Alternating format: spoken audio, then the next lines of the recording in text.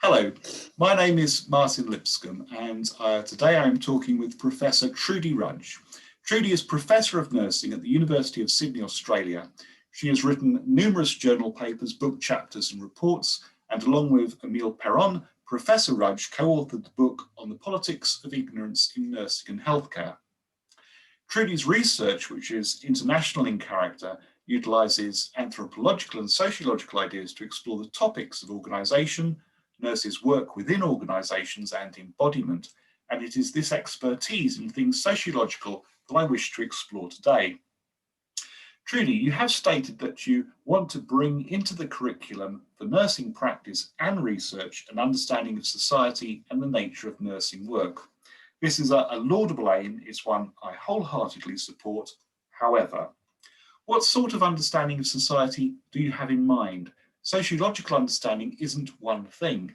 Instead, different types of sociological inquiry produce different understandings.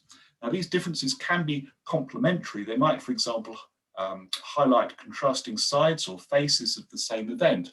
Alternatively, differences in explanation can be so marked that perhaps on occasion no real or meaningful association can be made between the understandings offered. Personally, I therefore prefer understandings plural rather than understandings singular when sociological knowledge is considered. What do you have in mind? What sort of understanding of society would you embed in the curriculum? Over time, I think I really do think like you that there are multiple possibilities of understanding depending on the question you ask, the framework you use to analyse it, the place that you're researching or thinking about, and that kind of context. So I don't see that there's one singular sociology at all, because we do have multiple frameworks within sociology. And my training, my education is in anthropology, in social anthropology, out of something like the Manchester School in Australia. So I'm actually an anthropologist by leaning and less of a sociologist, and have tended towards more sort of philosophical views of what nursing work is like, rather than being derived necessarily from sort of a purely sociological perspective. And I think that comes from my education in anthropology rather than from sociology. So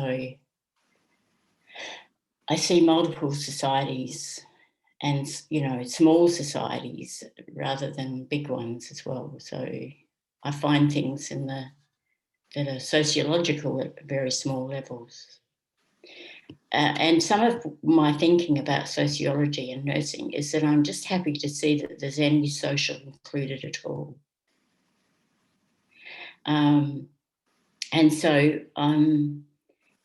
And that's actually based in a sort of theoretical perspective, because so many times nurses get educated about sociology through kind of ideas of social issues. These are social issues that your patients will experience, as if they're not experiencing them, so I get really enthused at any sociological examination of what nurses do, as if they're not actually embedded in a society, and that they have something to understand about their work as being in a social matrix, as it were. The matrix that they live in is sociological. And their work is a set of social relations of work, so that how they work comes out of those social relations. with each other, with nurses, with other people, with the society in which they are embedded. So to get a sociological, any sort of sociological understanding into a curriculum is what I've been about ever since I was a nurse educator, became a nurse educator. And ever since I wanted to learn about what made nursing the way it was. And I went through various ways of looking at that. I thought it was a psychological thing. I thought it was a personal thing. And it took me a long time to realise that many of the issues that get raised for nurses and the patients they work with are in fact come from the society in which they're embedded. And I must say at the moment I'm getting very sick of looking at nurses in intensive cares with PPEs and various things and 1,000-yard stares from the trauma of it all. You know, they look into the distance and you know that what you're looking at is PTSD. And they say, why don't these people look after themselves? Why don't they do what we need to do so we don't have so many people in here? And they don't have any words to explain it, Martin. Their education has not given them any way of understanding what's happening to them. And that's all I want from a sociological view, a point of view, any point of view, is a way of understanding. So the benefit would be to give nurses the ability to articulate, amongst other things, their experience. That would be a useful aim. And you wouldn't worry too much about the particular form of sociology being explored with student nurses. Okay. Following on then from my because first... I think that there are lots of ways of looking at things and they all have some sense of they all have some utility, you know. If they can articulate what's actually happening for themselves and others, then you've got a way of dealing with this overwhelming stuff that's happening at the moment, you know, just looking at our context for nurses at the moment. Okay. Well, following on, I agree with you, but following on from what you've said, would you simply introduce students to the findings and the conclusions of study? I presume not. Or would you also discuss forms and methods of sociological inquiry with students? Maybe findings and how findings are derived can or cannot reasonably be disaggregated. However, problematically, given that so many forms or approaches to sociological inquiry are available, how might sensible and defendable choices about what is to be included and excluded from discussion be made and defended?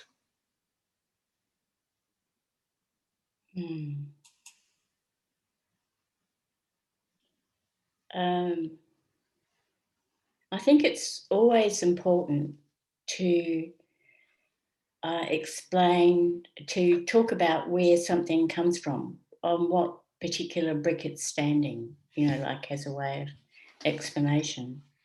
So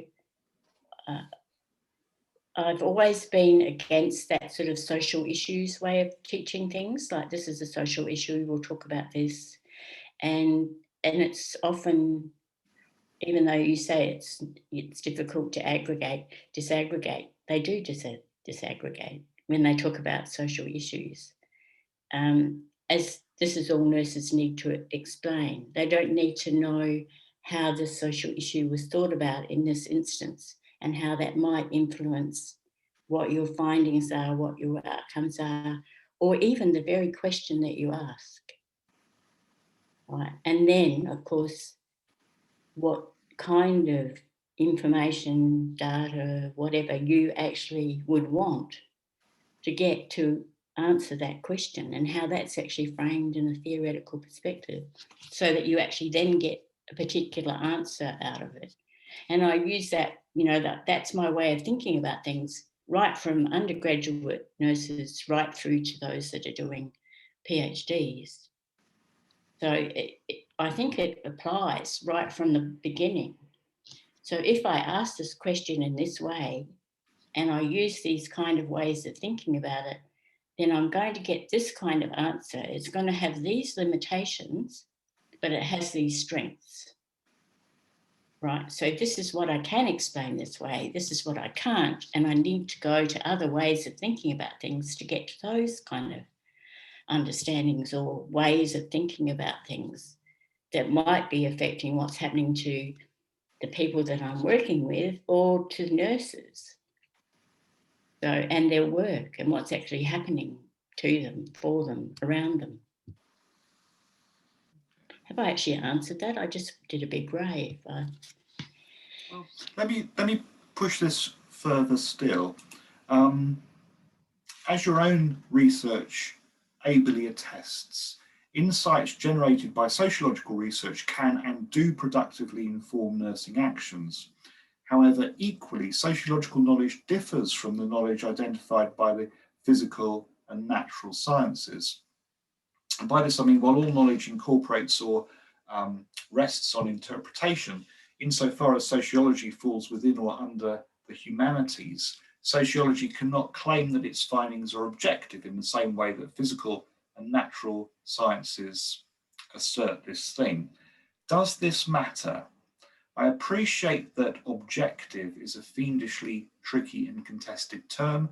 Nonetheless, is knowledge the right word for sociological insights or findings? Might interpretation or perspective be better descriptors? And if they are, does this matter? Yes.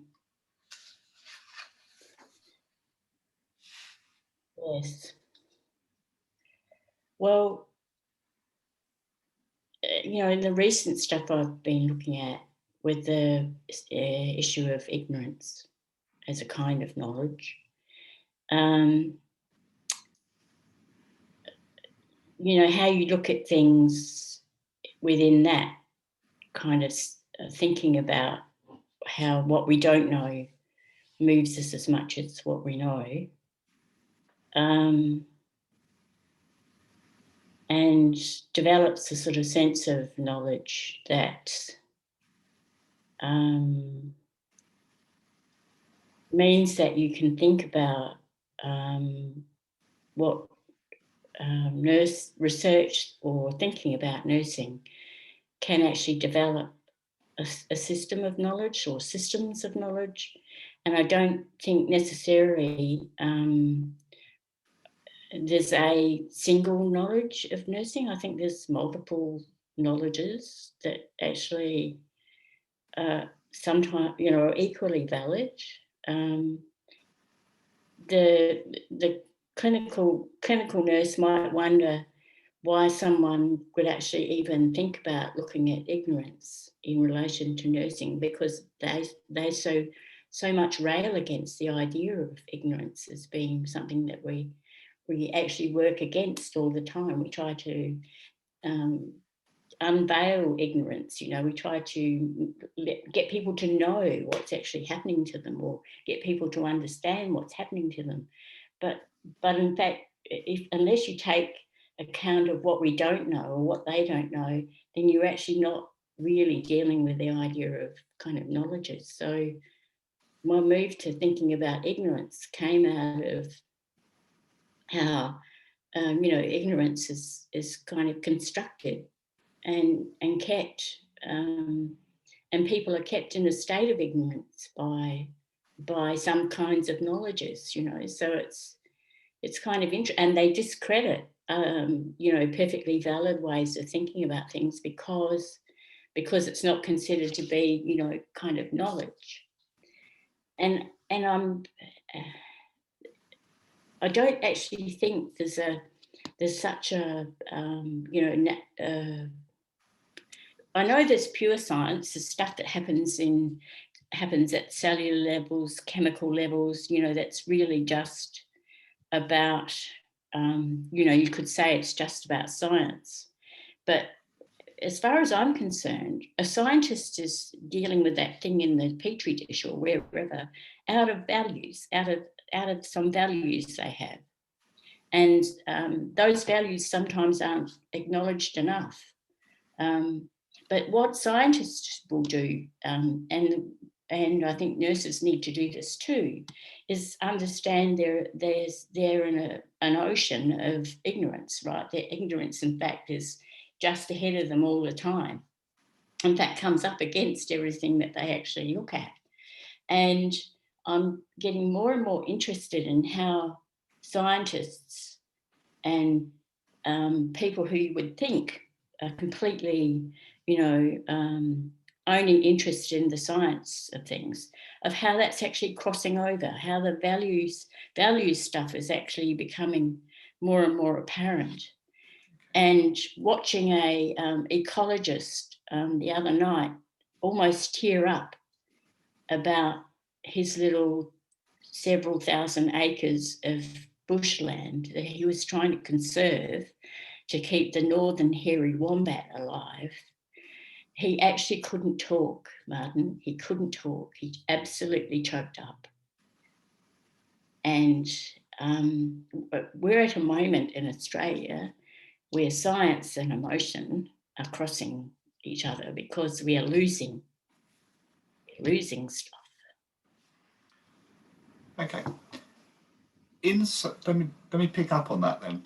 And that's a sociological, my view is sociological about that, Well, in sociology, values and evaluative judgment steer or guide problem identification, research processes, and the determination of findings in ways that they don't in the physical and natural sciences. Now, values, as you've just said, are of course integral to these sciences, the physical and natural sciences. However, equally clearly, the human and moral sciences are evaluative in ways that the physical and natural sciences are not.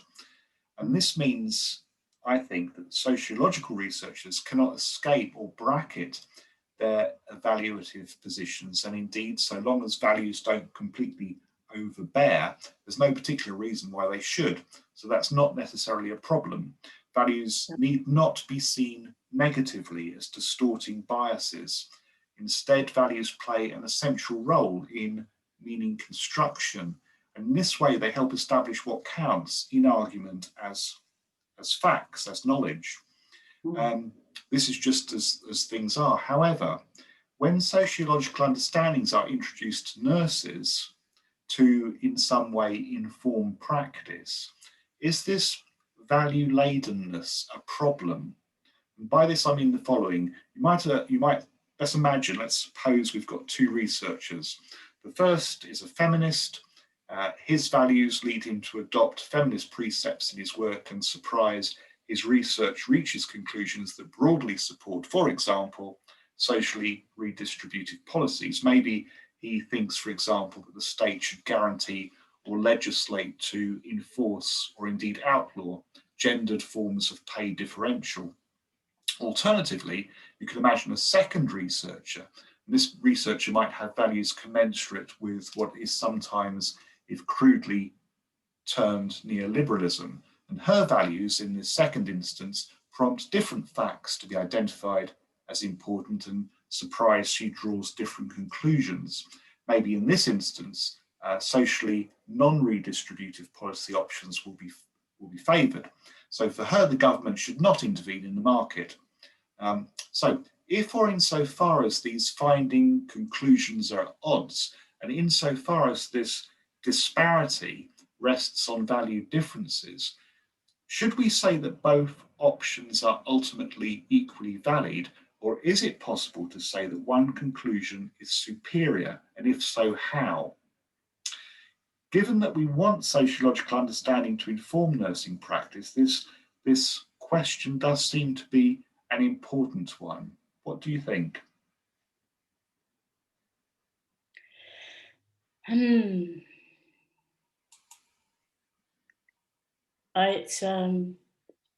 This is a very thorny problem, Martin, because they because while they both of these points of view are ways of thinking about things, they actually have implications for what happens to people with regard to the policy settings that come out of those kind of ways of thinking about things. And the issue around whether one is, there's a sign of, one's as equal as the other. I think that's only possible to say, that when they first develop, you could say, yes, they're equal. These two ways of looking at things are just two ways of looking at things.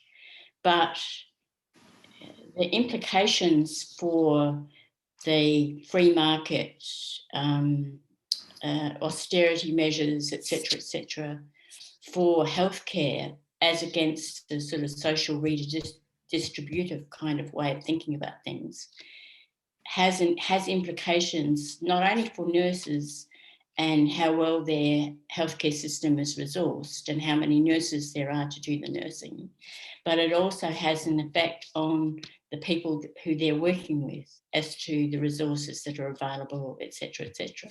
So they do have real world implications, I think. And I would probably settle with the feminist rather than with the economic rationalist, but only because of the implications it has for what happens in a healthcare system when it is not provided with enough resources so that it finds itself in dire straits at particular moments, which I believe the pandemic has shown, right? So the thinned out NHS couldn't fight the pandemic the way we could fight the pandemic on this island, right?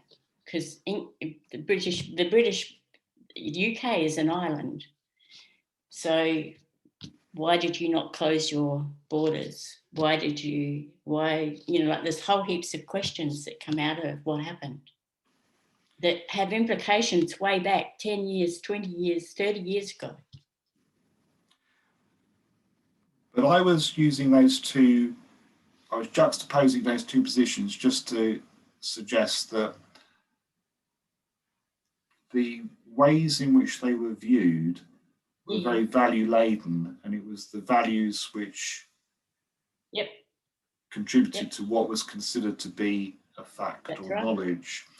So given that so many sociological perspectives exist, and given that these sociological perspectives are so value heavy laden, and they can be in tension with each other,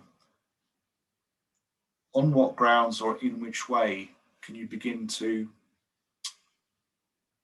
make sensible claims about which you would advance within the nursing curriculum? How would you defend a choice?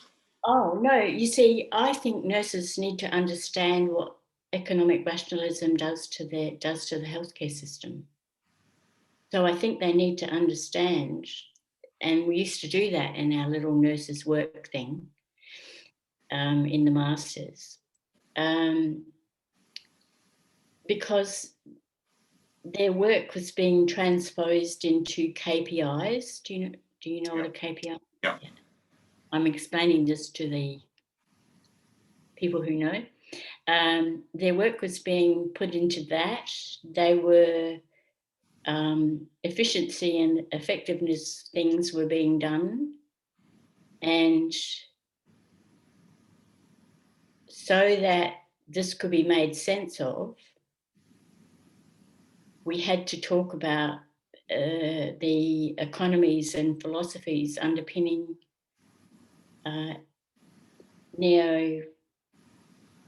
that kind of thinking, right? So that's neoconservative thinking, as it was in the Ministry of Health at that particular time. So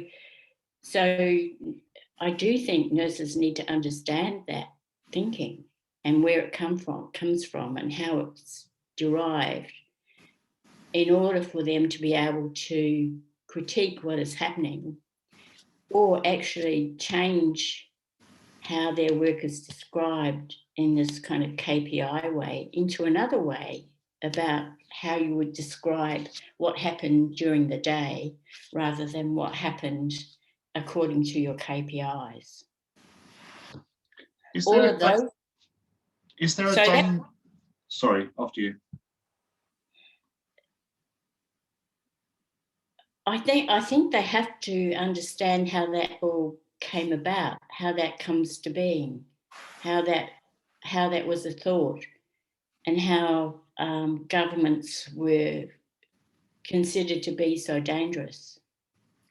Is there a danger then that sociology in the curriculum, is there a danger it becomes merely the presentation of a political viewpoint? No, because they actually have to understand what, in a sense, what society had, what the social understandings were about that, not just the political, because the political is underneath it and the economic is underneath all of that as well, right? So there's a whole range of thinking about those kind of things and the policy that comes out of it that they need to understand so that they can critique what's actually happening, and they have a language to counter that, so that they can write about their work in other ways that actually provides them with a point of view from which they could actually resist some of what's actually happening. So Okay. not all of them, of course, can do that, because you can't actually do that kind of thing. And how the political and the economic and the social all go together and present this particular context, I think is important, right? That's probably my anthropological training coming out, and that all of those things are part of what happened in a micro group. You don't, those things that politics aren't necessarily separate from the social.